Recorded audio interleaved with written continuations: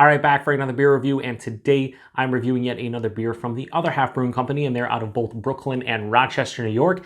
And this is their high-density hop charge Dream in Green. So this is another one of their Oat Cream IPAs. Comes in at 6.2% alcohol by volume. No IBUs listed in time of review.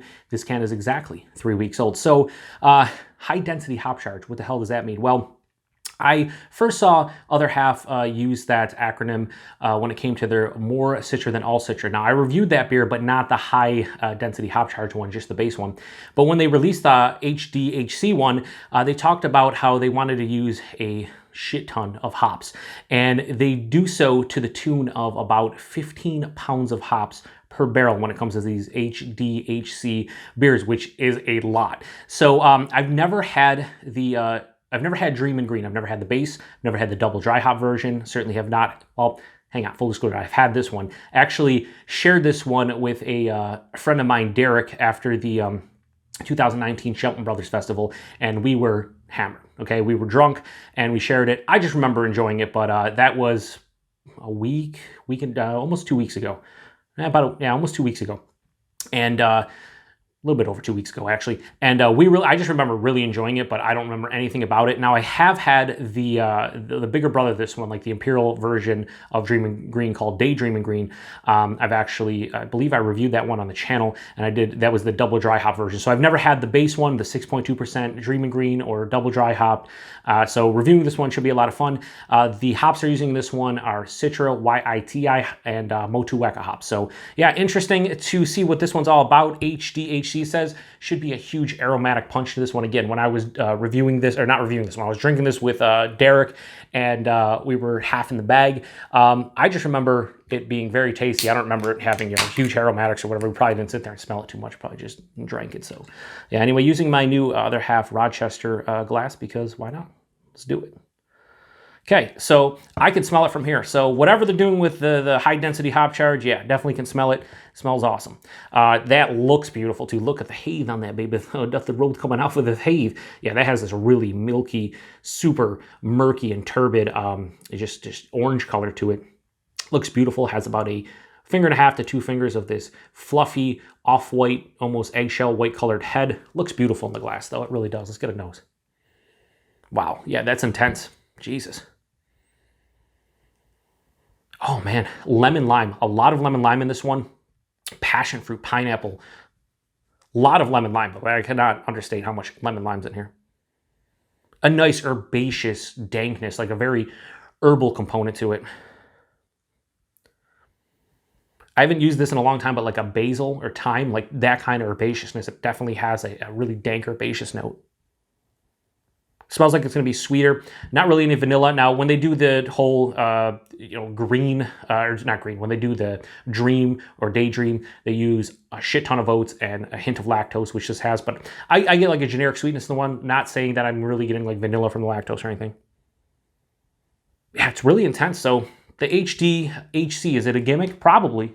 But I'll tell you what, this smells super intense compared to a lot of New England style IPAs that I've been drinking. Certainly at 6.2, this is probably one of the better noses of a sub 6.5% New England style IPA I've had recently. So let's get into it. Cheers, everybody.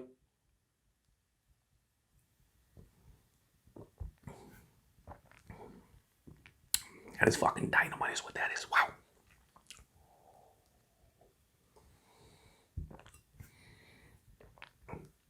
The body at 6.2 is like medium to higher side of medium.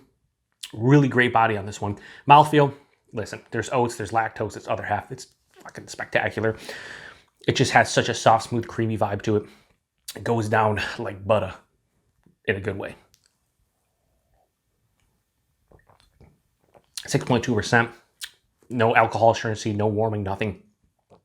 This is a super drinkable and scary drinkable 6.2% beer. It's definitely on the sweeter side, but it's not overly sweet.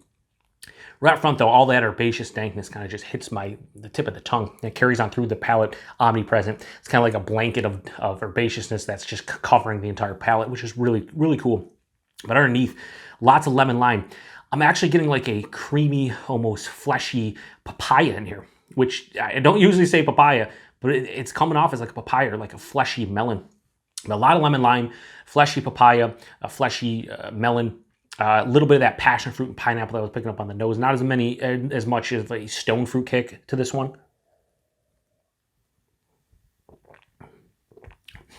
Finish is slightly dry, but like I said, it's sweeter.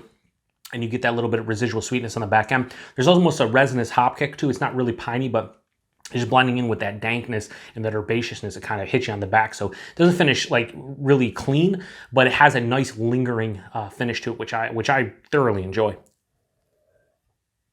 As you can see, I'm just crushing this one. This is super drinkable, 6.2%. Now I just got like it's funny, right there, as I was talking, on the front of the palate, a little bit of like a vanilla sweetness, probably from the lactose. That's a fucking delicious beer. Wow. So I remember enjoying it when I was drinking it with my buddy Derek, and I'm drinking it now and I enjoy it just as much, but now I actually can pick out flavors and stuff. Yeah, this is nice. It's tough to be unique nowadays when it comes to New England style IPAs, but I think this has enough uniqueness from the Wai-iti and Motueka hops in addition to the Citra, where that lemon lime and the papaya is kind of different for me. I don't get that typically in a lot of IPAs. And then just, you're talking about the body mouthfeel being superb and just like upper echelon, that this makes for a great beer. I'm really digging this one. So the high density hop charge Dream and Green from Other Half is going to get a high 4.5 out of 5 from me. I'm going to go with 4.55. 4.55 out of 5 for HDHC Dream and Green. If you've had this one before, let me know what you think about it. I believe, I don't know if I gave I think I might have given a can to a good friend of mine and viewer of the channel, Jeff, aka No Jinx. I can't remember if no, you know what? I don't think I did. Actually, I'm sorry. I don't think I did, Jeff. I gave him a couple from, we'll go to price and availability. Price, $20 a 4-pack. For 6.2% beer, $5 a can is expensive, but the amount of hops are using this one and just the quality of this one, I would pay that again for this. Availability, usually these are brewery only, but they've been, during the Shelton Brothers Festival, they were doing a whole bunch of mobile can releases, and I picked this up at a mobile can release at Coulter Bay Craft Beer Bar in Buffalo, New York, and they didn't jack up the price or anything. I still think it was $20 a 4-pack, and I grabbed the 4-pack and split it with the aforementioned Derek, and I'm glad I did. I think it was my can that Derek and I shared, hence why I didn't hook Jeff up with it, but I hooked Jeff up with other beers from that release, but I am bummed out that I didn't hook him up with this one. So next time, Jeff, they release this, I got you, buddy, because I might have to buy another 4-pack if they do release it again. I don't know if they're going to do the whole HDHC thing with a bunch of different beers and if they're ever going to release this one, but I hope they do because this is fucking delicious. Anyway, now I'm done. Not rant, but just a longer review here. Kind of unnecessary long review, but it's the Beer Patrol, baby. That's what we expect. Anyway, appreciate everybody stopping by for another beer review, and until the next one, cheers.